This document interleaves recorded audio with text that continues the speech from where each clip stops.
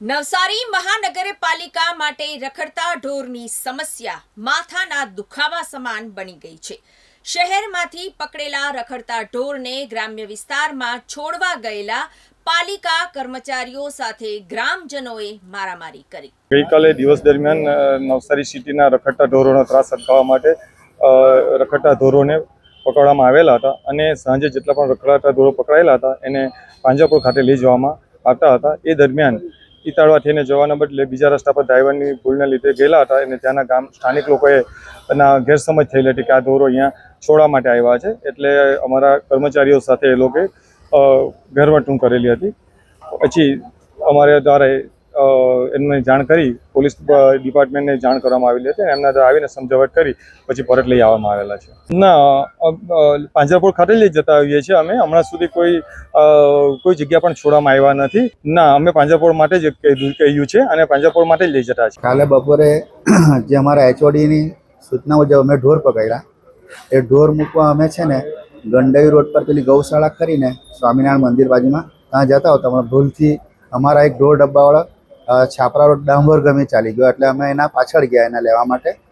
તો ત્યાં ગામવાળા એમ સમજ્યા કે આ લોકો અહીંયા ઢોર મૂકવા આવ્યા છે।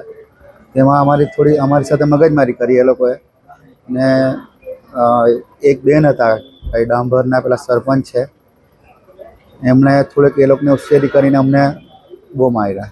કેટલા લોકો હતા? એ લોકો તો આખું ગામ જેવું જ હતું। તમે કેટલા જણા? અમે તો 7-8 જણા ને અમને સાજનભાઈનો અમે ખૂબ આભાર માનીએ છીએ કે એમને એમના માણસો મોકલીને ભરતભાઈ સાજનભાઈ એ લોકોએ અમને ખાસી અમને મદદ કરીને છોડાવ્યા। કમિશનર એવો કોઈ આવ્યો છે અત્યાર સુધી? શશીભાઈ આવેલા રાતના, મેં જ્યારે હોસ્પિટલ એડમિટ થયો ને ત્યારે આવેલા। અમીનભાઈ, આપણે પેલા એની હારે વાત થઈ ગઈ છે જાડેજા હાથે, એટલે જાડેજા ગાડી આપશે એના માણસ હાથે ની ને પેલા બે છે ને પેલા કયું બે નામ કીધા મને, પેલા કિશોરભાઈ નાયકાએ પેલા અમીનભાઈ ને ખબર જ છે એમ કે એટલે એક મારા નામનો જ કોઈ છે શશી કઈ કેવું છે ને એક બીજો કઈ રાજેશ સોલંકી, હા રાજેશ સોલંકી કેવું કઈ કીધું। એ બેન એમ કે અમીનભાઈ પાસે નંબર છે એમ કે એ લોકોને એમ કે છે ને કે બોલાવી લે બે જણાને। સારું, અને કઈ કિશોરભાઈ કેલું છે એમ કહી દેજો તમે। આપણે આ દાંતેજોડા રસ્તા પર છોડ્યા છે ને? એ આપણે જે ચોકડી પડે ને, જો આ છાપરાવાળો રસ્તો પૂરો થાય બરાબર, પછી જમણી બાજુ આપણે એરુ બાજુ જવાનું, ડાબી બાજુ ઈટાળ બાજુ એ નહીં જવાનું, ડાબી બાજુ રસ્તો સીધો ગયા જ કરવાનો, એટલે પેલી એ બી સ્કૂલ ને બધા એને બી ઓળંગી જવાનું, આગળ ગયા જ કરવાનું। આગળ જો હે ને એટલે કે તમને બીજા 3 રસ્તા પડે, એક વેચા બાજુ જાય ને એક આપણે આ બાજુ ડાભોર બાજુ જાય।